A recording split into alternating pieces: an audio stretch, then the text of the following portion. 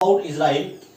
सबसे पहला, इजराइल ने अपने आप को जो डेवलप किया है, पहली बात आपको पता होगा कि आज से 50 साल पहले जितने पेड़ इजराइल में थे, आज 2021 या 2020 में हम बोलें तो आज उससे ज्यादा है। बाकी किसी भी देश में ऐसा नहीं है कि बाकी विश्व में किसी भी देश में ऐसा नहीं है कि 50 साल पहले जितने पेड़ रहे हो आज की डेट में उससे ज्यादा हो या उतने ही हो, क्योंकि सब जगह पॉपुलेशन बढ़ी है, सब जगह पेड़ कटे हैं, लोगों ने लगाए तो है नहीं। बट इजराइल एक ऐसा देश है जहां पे पेड़ों की जनसंख्या 50 साल पहले जितने पेड़ थे उससे कहीं ज्यादा है।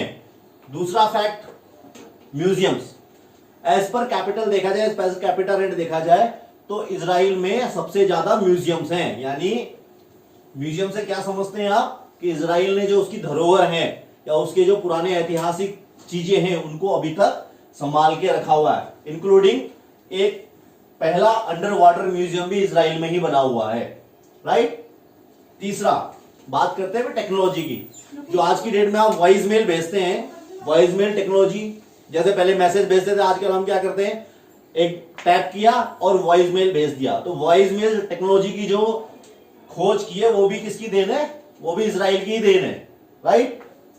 नेक्स्ट, लाइफ एक्सपेक्टेंसी यानी उम्र। तो इजराइल के लोगों की उम्र सबसे ज्यादा होती है। अबाउट एवरेज देखा जाए तो 82 ईयर्स वहां की लाइफ एक्सपेक्टेंसी है। पांचवा आते हैं कॉफी के मामले में। कॉफी के शौकीन, इजराइल वाले भी बहुत शौकीन है कॉफी के। बट आपको एक बात बताऊं जी, कॉफी और कैफे, वहां के लोकल मार्केट में कॉफी और कैफे इतने सुंदर और इतनी अच्छी कॉफी मिलती है कि स्टारबक्स जो सबसे महंगी कॉफी बेचता है वो भी वहां पे स्टेब्लिश करने में फेल हो जाता है, क्योंकि लोकल में इतनी अच्छी मिलती तो स्टारबक्स जाने की जरूरत ही नहीं पड़ती। Next, models. इजराइली एक पहला देश था जिसने 2012 में अंडर वेट मॉडल्स का क्या कर दिया था, बहिष्कार कर दिया था, प्रोहिबिट कर दिया था। बोला कोई भी मॉडल जो अंडर वेट होगी वो रैंप पे नहीं आएगी, यानी जो जीरो फिगर बोलते हैं ना, उसको मना कर दिया था। बोला नहीं भाई, हमें नहीं चाहिए। तो 2012 में पहला कंट्री था। नेक्स्ट, टेक्नोलॉजी की बात दोबारा करें तो आजकल आप जो जीपीएस चला रहे हैं, मोबाइल मैपिंग गूगल वाला, इसकी भी जो देन है वो भी इजराइल ने की थी। यानी मोबाइल मैपिंग जीपीएस जो था किसने किया था, इजराइल ने, बाद में गूगल को भेज दिया था, ठीक है। एक और बात करते हैं स्मॉलेस्ट डेजर्ट की, यानी सबसे छोटा रेगिस्तान, इसका नाम है जॉर्डियन। ये भी कहां पे है, इजराइल में ही है। नेक्स्ट, अब बात करते हैं फिर दोबारा से देश वाली। जो इजराइल है या इजराइलीज हैं या यहूदी हैं, उनकी जो लोकल लैंग्वेज है वो कौन सी है, हिब्रू, एक ही लैंग्वेज है। और इजरायली, अगर हिब्रू के बारे में बात करें हम तो इजराइली ऐसा देश है जिसने एक मरी हुई लैंग्वेज को, मरी हुई लैंग्वेज, डेड लैंग्वेज, जिसका नाम वो निशान नहीं था, जो खत्म हो चुकी थी। जैसे आजकल इंडिया की बात करें तो हम संस्कृत की जो बात करते हैं हिंदुस्तान में, तो संस्कृत भी क्या लुप्त होती हुई दिख रही है हमें।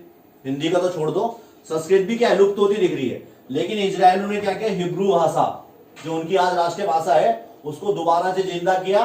और इजराइल एक ऐसा देश है अभी सबसे ज्यादा जिसने हिब्रू भाषा में यानी अपनी लोकल लैंग्वेज में इंटरनेशनल बुक्स को क्या किया है, ट्रांसलेट किया है। तो ये रिकॉर्ड भी किसका है, इजराइल का ही है।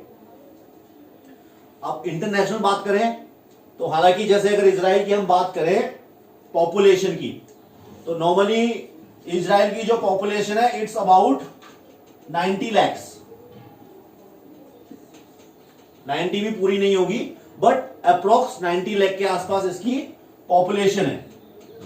और 90 लाख पॉपुलेशन वाला जो देश, टेक्नोलॉजी के मामले में हमने आपको बता दिया है, इंटरनेशनल स्पेस क्लब, यानी उस इंटरनेशनल स्पेस क्लब जिसमें ओनली इस पूरे विश्व के 9 देश हैं, उन 9 देश में से एक मेंबर कौन है, इजराइल है, राइट। तो टेक्नोलॉजी के मामले में भी आगे है ही। नेक्स्ट है नोबेल प्राइज, सेम पढ़ाई लिखाई में। तो इजरायली जो है पढ़ाई लिखाई को ज्यादा महत्व देते हैं, एजुकेशन फ्री वाला सिस्टम, और पढ़े लिखे भी ज्यादा है। सबसे ज्यादा नोबेल प्राइजेस एकेडमिक्स में आफ्टर कनाडा किसके हैं, इजराइल के ही हैं, राइट। तो दैट मीन्स ये था इजराइल का एक छोटा सा व्यू कि इजराइल आज इतनी प्रगति पे है, हर चीज में जीडीपी से लेकर डिफेंस से लेकर, खेती से लेकर, इतना छोटा देश है खेती भी खुद ही करता है, छतों में भी सब्जियां उगाता है।